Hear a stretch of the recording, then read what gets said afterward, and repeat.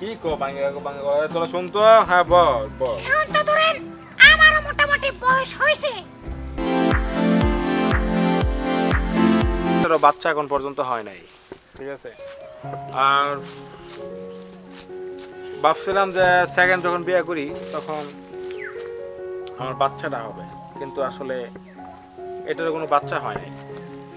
এখন মানে আমি খুব মানসিক টেনশনে আছি, ঠিক আছে? মানে আমি এটা কি করব, তুই আমার একটা উপায় বল।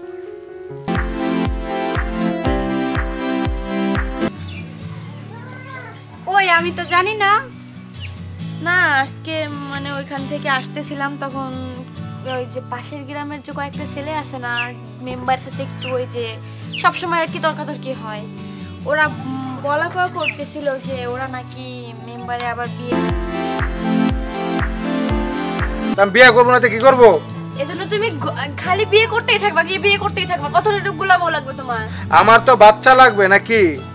যতক্ষণ পর্যন্ত আমার বাচ্চা না হয় ততক্ষণ আমি বিয়ে করতেই থাকবো, বাস ফাইনাল। এই ব্যাপার নিয়ে নেক্সট টাইমে কোনো কথা বলবো না, ওকে? শব্দ টব্দ পাইলাম তো, ওই আপনার বউরে নাকি অনেক মাইর দূর করেন, এগুলা নিয়ে এলাকার মধ্যে নামটা, এলাকার মধ্যে দেখছি আপনার কথাই শুধু চলতেছে।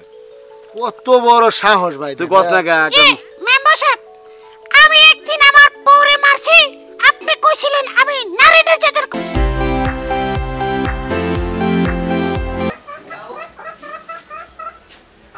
আচ্ছা মেম্বার কি সত্যি সত্যি আরেকটা বিয়ে করব? জানি না, যা আছে কপালে সেটাই থাকবো। আসলে কি জানি